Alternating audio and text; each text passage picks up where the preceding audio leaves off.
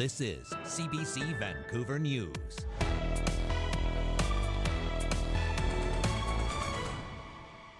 Moving barriers for more internationally educated doctors to join BC's health system are going to make a big impact. Paving the way for more physicians, the BC government's promise to remove barriers for foreign-trained doctors. And the only goal I have in my life right now is seeking my brother justice. A Surrey family demands answers for a teenager stabbed to death outside a high school.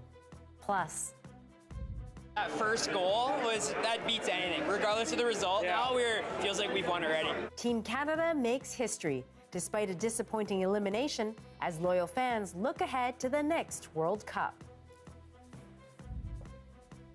Good evening, I'm Lien Yeung. Thanks for joining us. It's the latest step to alleviate our strained healthcare system. The BC government announced today it is allowing for more doctors who are trained abroad. Premier David Eby acknowledged the current licensing system needs to be fixed. While many are challenged to find a family doctor, we actually have family doctors who are trained outside of Canada who aren't able to practice family medicine in British Columbia. They lack a pathway to be licensed to practice here. The BC government outlined several measures to streamline licensing internationally trained physicians. That includes tripling the number of seats in the Practice Ready Assessment Program, up to 96 spots in 2 years' time.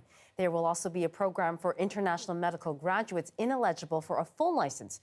They will be able to care for patients under the supervision of an attending physician.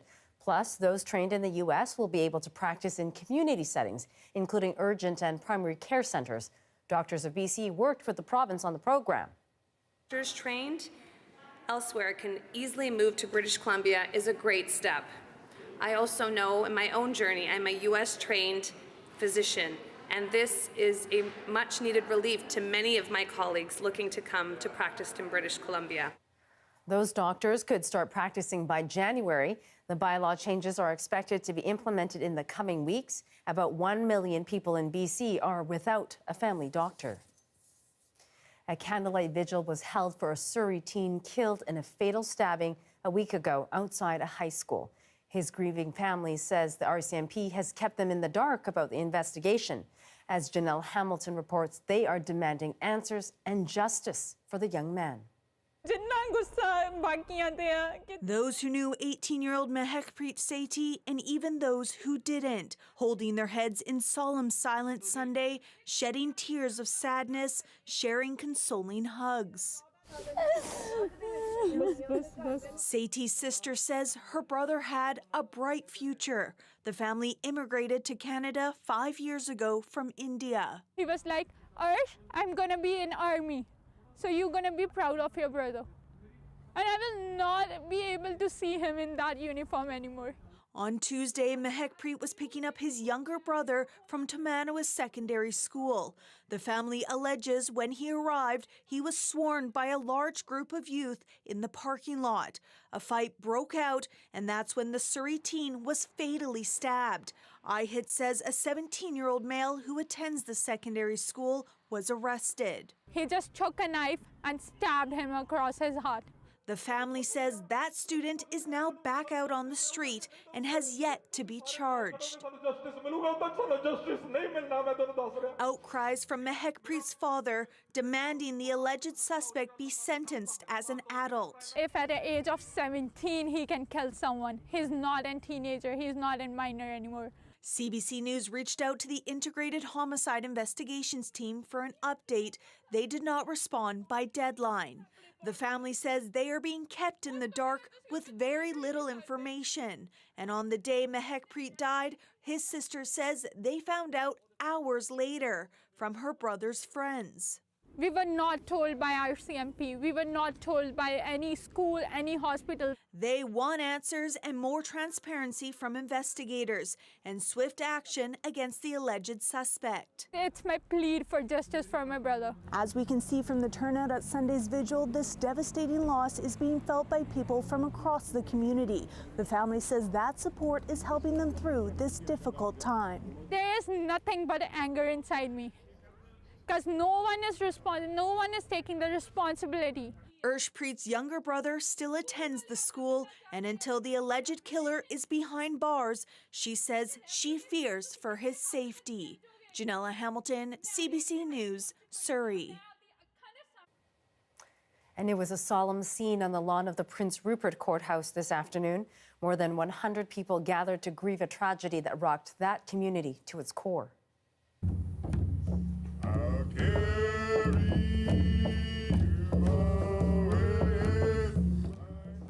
It's been a week since Patty Forman, a mother and Ministry of Child and Development worker, was killed in a murder-suicide. Her family has identified Lien Yeung, Forman's ex-fiancé, as the suspect who died from a self-inflicted gunshot wound. The vigil was organized by North Coast MLA Jennifer Rice. The incident remains under police investigation. A coroner's inquest into the death of an Indigenous teen who died at an Abbotsford group home 2 years ago begins tomorrow. And the family of 17-year-old Trayvon Chalifoux Desjardins have been waiting for answers. The teen was found dead in his bedroom closet in September of 2020, 4 days after he was first reported missing by staff. He was under the care of the Fraser Valley Aboriginal Children and Family Services Society. First Nations leaders say the Abbotsford police and coroner quickly determined at the time there were no grounds for further investigation. The coroner and jury will now hear evidence from witnesses surrounding Chalifoux Desjardins' death, and they will make recommendations to prevent deaths like his from happening again. Foreign Affairs Minister Mélanie Joly was one of 5 federal ministers here in Vancouver this morning, unveiling Ottawa's strategy on how it plans to deal with what it calls an increasingly disruptive China. David Thurton takes us through the Indo-Pacific strategy and what some say is missing. Liberal cabinet ministers are talking tough about a world superpower. China is an increasingly disruptive global power. And Canadians expect us to have an ambitious, clear-eyed, comprehensive plan, and that's exactly what our government is doing. That plan is the federal government's new Indo-Pacific strategy. It earmarks more than $2.2 billion to forge closer ties with other countries in the region, $500 million of that to improve military and intelligence cooperation. We will challenge China when we need to, and we will cooperate with China when we must. The strategy comes as China behaves aggressively, cracking down on protests in Hong Kong and threatening Taiwan's autonomy. Also at a time when Canada's relationship with China is complicated. After the detention and release of 2 Canadians, retaliation widely believed for the prosecution of Huawei executive Meng Wanzhou in Vancouver. Some say the plan doesn't do enough to protect diaspora communities in Canada or address allegations China interfered in a Canadian election. I don't think you can go out, or the government should lead us out into the Indo-Pacific region until it's dealt with a real threat to our autonomy, to our sovereignty. Ministers sidestep questions about potential retaliation from China, even though Canada's approach lines up with our allies. That being said, we're a little easier to attack than the US, for instance. So I would expect the government of China to, say some words that we don't like. Something seen when President Xi Jinping confronted the Prime Minister on the sidelines of the G20, after the Prime Minister's office shared details of a meeting between the two. In Canada, we believe in free and open and frank dialogue, and that is what we will continue to have. Earlier this month, China's embassy in Canada called preliminary details of this strategy detrimental to peace and security in the region. It went on to say that Canada was going down the wrong path. David Thurton, CBC News, Ottawa. A highly aggressive strain of the avian flu continues to spread across BC, infecting hundreds of thousands of commercial and wild birds. As Joel Ballard reports, the impacts are being felt all the way from wildlife rehabilitation centers to poultry farms. The fall and winter normally means some downtime at this wildlife rehabilitation center, but not this year. Recently, it's been so chaotic here because of the avian flu has really tripled our workload. Daily, Melnick says she fields dozens of calls from people about sick or injured birds who may have the flu. We had 7 geese alone come in yesterday, all with avian flu. The highly pathogenic H5N1 strain of the avian flu has been spreading across the nation, infecting and killing birds. and calls are coming in from across the Fraser Valley. People phone and say, oh, we've got 15 dead bodies here at Mill Lake or Sardis Pond or wherever the case may be. And it's just horrible. Anyone who spots a sick or dead bird should contact BC's Wild Bird Mortality Investigation Program.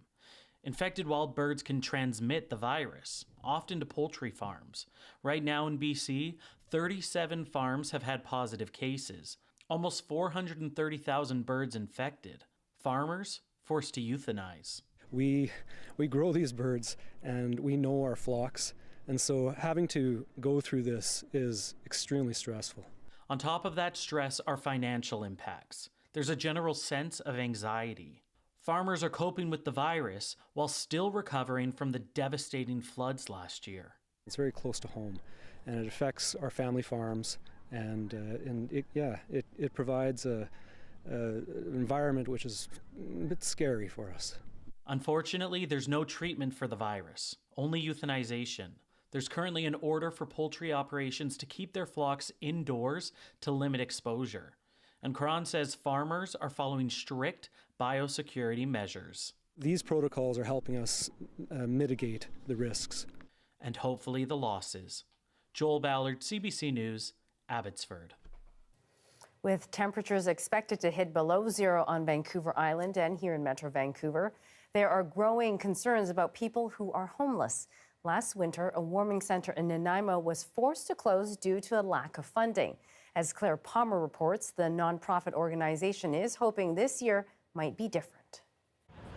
What about gloves? Your hands look so full. Can I find you gloves, maybe? Siobhan Johnson is handing out coats, shoes, hand warmers, and anything else to help people stay warm. Everything being handed out was donated by the Nanaimo community. We're expecting it to be negative temperatures tomorrow, and we're still really concerned that there isn't really enough resource access or warming center opportunities for all of our unhoused community members currently. So we're just giving out winter jackets and sweaters and gloves and mitts and some coffee snacks and some naloxone kits and things that community really needs right now. At Risebridge, a nonprofit organization, Johnson works to provide safe and accessible resources for the Mid-Island unhoused community. Last winter, Risebridge operated Warm Reach, a warming center that serviced almost 100 people a day, which Johnson says was supported by the community through fundraising.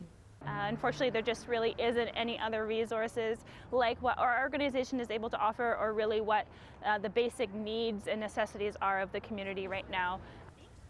This year, they're hoping for funding from the city or anyone else who can provide. Johnson says that funding is on the agenda at the upcoming City Council meeting. While Warm Reach prepares to open its doors, Risebridge will continue their outreach. So we're still hoping to hear from anybody at this point, any levels of government, for the necessary funding support that we need to be able to open the warming shelter. Johnson is hoping to open the warming center as soon as this week, as the snow is set to arrive. She says that there's been plenty of support for the outreach program from the community. However, she is looking to municipal and provincial partners to come together to find long-term solutions. Claire Palmer, CBC News, Nanaimo. To some international news that's having an impact here. More protests are igniting in China against COVID lockdowns. Hundreds demonstrated in Shanghai.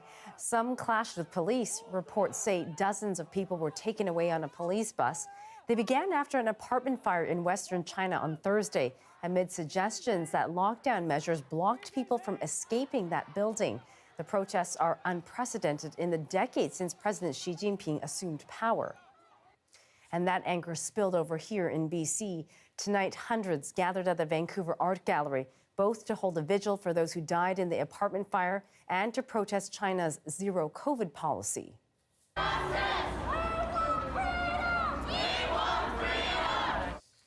The crowd was chanting both in English and Mandarin, shouting in condemnation of the Chinese Communist Party and Xi Jinping's strict lockdown measures.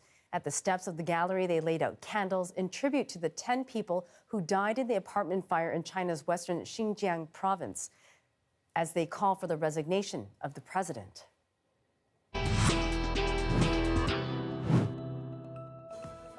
After the break, the historic first goal that kicked off a celebration across the country.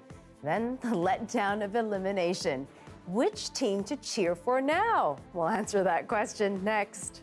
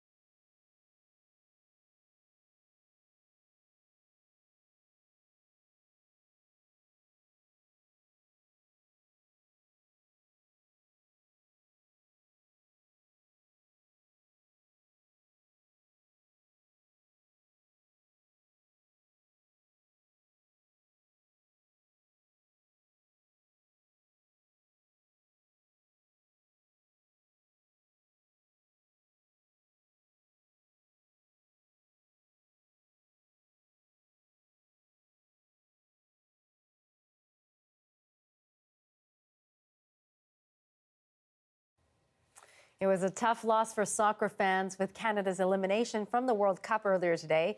The big question for many becomes who to cheer for now. Here's Susana De Silva on how some fans felt today and who they want to see win. Canadians were ready to face Croatia. We're extremely excited after the way they played against Belgium. I didn't get off to work till like 4 or 5 a.m. and I went home, slept a couple hours, and now we're here. Excitement turned into delirium after a dream start. I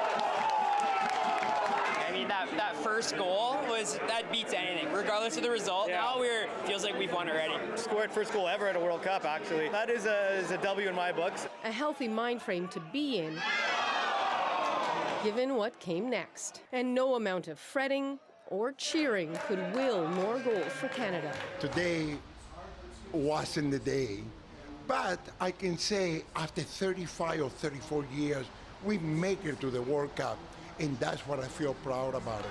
Didn't go the way we wanted it to go, but we showed hard. We played with passion. I love this team. We got to get a win against Morocco just for the hell of it. For many Canadians, having Canada to cheer for was a happy bonus. Now it's back to focusing on the teams they typically cheer for. In Vancouver, that was already on display at the Croatian Cultural Centre. We're going to have to pick one or the other, and just Croatia's the one we're going to pick. Why? It's just where we're from. It's, you know, it's who we are. Whoever scored was the jersey that I'd wear. So I started with my Croatia jersey, Canada scored, wore my Canada jersey, and then back. Elsewhere across Canada, allegiances also shifted. Argentina, all the way. Now I'm going to see Messi lift that cup. Brazil. But hold on to those Canada jerseys. Many are already looking ahead 4 years to when Canada will co-host alongside the United States and Mexico. Seeing these children who are now can dream, not just playing soccer, they can dream of being in the World Cup in 2026. It's a huge for soccer community, it's huge for this country. A hopeful future after a disappointing day. Susanna Da Silva, CBC News, Vancouver. While Canada faced defeat in soccer's World Cup, we took home an historic gold medal elsewhere at the Culinary World Cup held in Luxembourg this year. Representing Canada at the prestigious competition was Team BC, which beat out 15 other nations to claim the title for the very first time.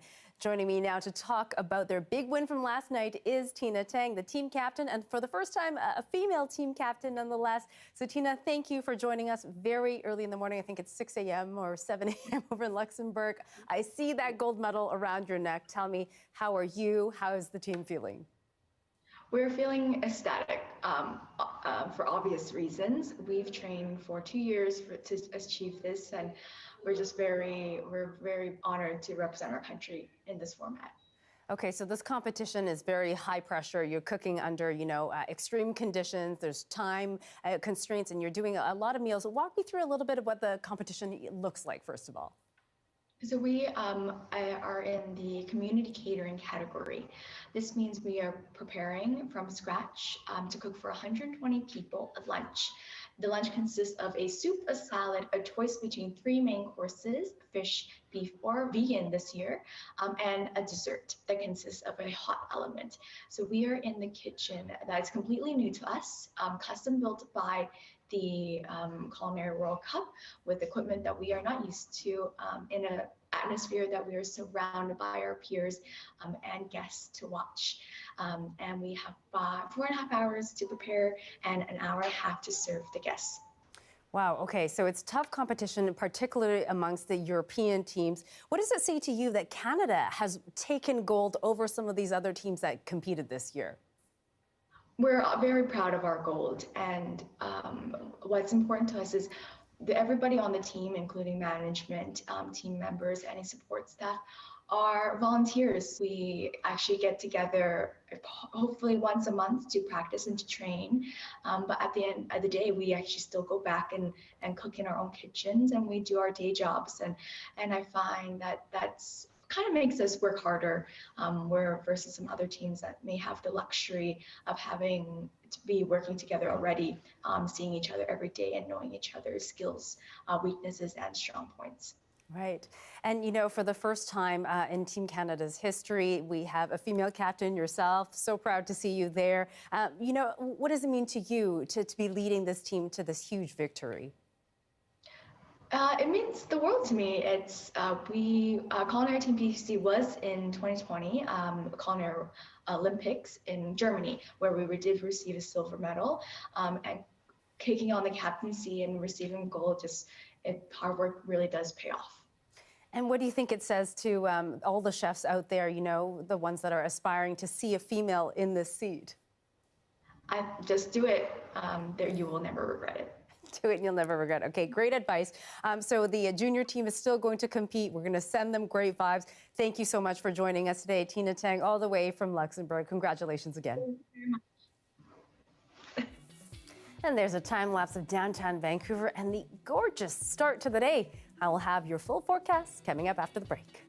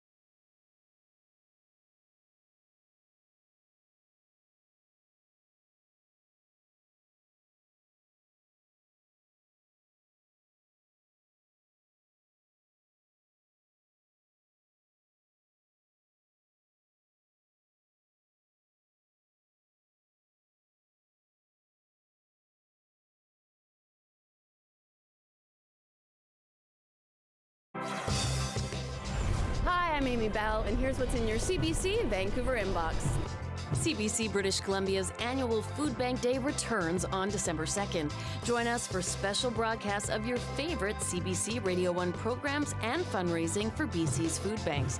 And enjoy candlelit carols and joyous holiday favorites at Christmas with Corleone, December 16th to 19th. Celebrate the season and get your tickets at corleone.org. Let's take a look at that forecast now, starting with your weather watches and warnings. There is a special weather statement in place for that section in white. You see there towards the south coast, all the way through Howe Sound and in through parts of the interior, up the coast as well. Expecting some Arctic air to sink down. It's about to get real chilly and potentially some snow as we head through the week. Here's your current temperatures. You can see significantly cooler than it was last night, already almost hovering around the freezing mark for Abbotsford and Nanaimo. -1, well below the freezing mark already.